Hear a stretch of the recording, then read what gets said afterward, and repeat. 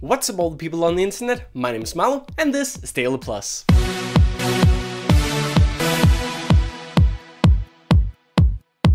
Hello everyone once again and welcome back to DailyPlus, your favorite show about everything Eurovision. So this is the last episode of DailyPlus before the grand final of the Eurovision Song Contest, which is indeed in about 24 hours. Now I thought I would just check in right here on Friday just to let you know everything that's been going on in Stockholm this week and just keep you a little bit updated on what we can expect from the grand final tomorrow. So without further ado, let's get started. First off, we are actually starting with some news from the Junior Eurovision. Because today the EBU and PBS press conference was held to let us know everything we needed to know about this year's Junior Eurovision. As you already know, the Junior Eurovision is held in Valletta this year, in Malta. First of all, the slogan for this year will be Embrace. It is following the trend that we've seen over the past 2 years where we've had only one word as a slogan. 2014 it being Together and last year it being Discover. So this is very much in the same style as the trend that Malta started back in 2014, and hopefully we will see all of Europe embrace around the Junior Eurovision. We also now know a little bit more about the show. One of the biggest changes to the Junior Eurovision is that there will be no more televoting. The EBU see the televoting as something not working in the contest and they have therefore decided to change it, so it's now 50% a kids jury, 50% a professional jury. This is an idea coming both from the EBU, PBS and some of the other broadcasters around Europe, especially broadcasters that haven't taken part in the Junior Eurovision before but might want to in the future. PBS has already said that this is going to be a big Junior Eurovision and we might see a lot of all new countries for this year's Junior Eurovision. If you want to know everything that we found out this week, you can check it over at esc-plus, and on our YouTube channel which you're watching right now you can also hear the official theme song for this year's Junior Eurovision, and that is sung by last year's winner Destiny. Probably one of the most exciting news we found out this week is that Justin Timberlake, yes, no other than the famous American pop star Justin Timberlake, will be performing at the grand final in Globen. Justin Timberlake will be singing his song Rock Your Body along with his brand new single Can't Stop the Feeling. This is the first time that a big pop star is taking part in the Eurovision as an interval act. Some people like it, some people hate it, but we can definitely expect a grand show with someone as skilled in performing in big arenas as Justin Timberlake. What do you think? Is it a yay or an nay that we're going to hear Justin Timberlake at this year's final? Let us know down in the comments.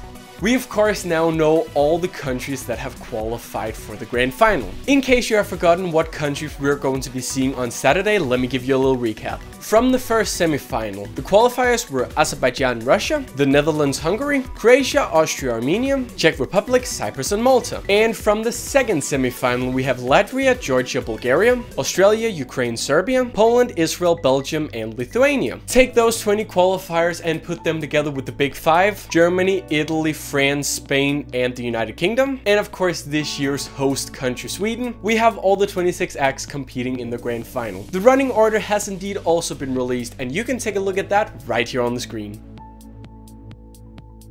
Two amazing shows have already been held in Globen and everyone seems to be very excited about this year's Eurovision. You can expect a grand show this Saturday. It's going to be full of glitter, full of jokes, full of music, everything we love about Eurovision. But who's going to win? If you take a look at the current betting odds, we still have Russia as number 1, but the top 3 has changed a little bit. Now we have Australia on the second place. After Australia had a wonderful performance at the second semi-final, a lot of people will now say that maybe Down Under will win. This will of course be a very interesting thing as Australia is not allowed to host the Eurovision. They will host it together with the national broadcaster in a European country. So if Australia wins, who knows who we're going to next year, but it will be very interesting to find out. On third place we have Ukraine, a country that was not predicted a big win, but after her wonderful performance both in the jury rehearsals and the semi-final too, Ukraine is now also a big contender to win this year's Eurovision. France is still high in the betting odds on 4th place and Sweden comes in at number 5. But hey, these are just the betting odds, everything can happen. We've seen a lot of surprises in the semi-final when it comes to qualifiers, so who knows, maybe we'll have a big and surprising winner, only time will tell.